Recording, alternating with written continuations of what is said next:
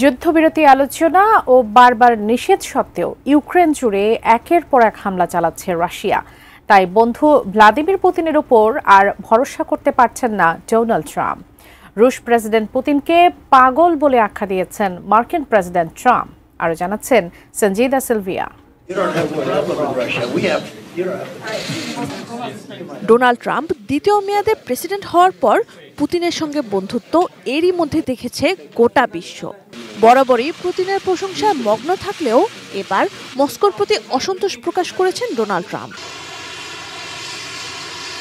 ইউক্রেনে রাশিয়ার বিধ্বংসী হামলার পর রোববার রাতে নিউ জার্সিতে সাংবাদিকদের ট্রাম্প বলেন, তিনি পুতিনকে অনেক দিন ধরেই চেনেন, সবসময় সঙ্গেই ছিলেন, কিন্তু পুতিনের রকেট হামলা এবং মানুষ হত্যা মোটেও পছন্দ করছেন না তিনি।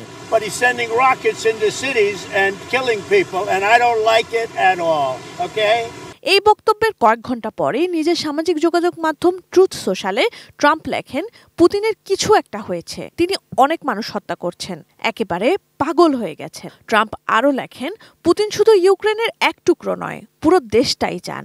একথা বরাবরই তিনি বলে আসছেন, হয়তো সেটাই এখন সত্য হচ্ছে। হুঁশিয়ারি সুরে বলেন, এরকম করলে তা হবে রাশিয়ার পতনের সূচনা।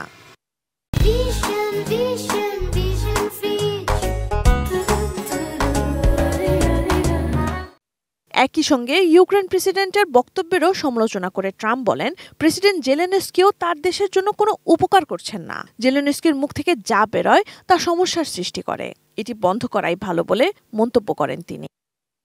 এর আগে প্রেসিডেন্ট জেলেনস্কি অভিযোগ করেন, রাশিয়ার সাম্প্রতিক ভয়াবহ বিমান হামলার পর যুক্তরাষ্ট্রের নিরাপত্তা পুতিনকে আরও সাহস দিচ্ছে।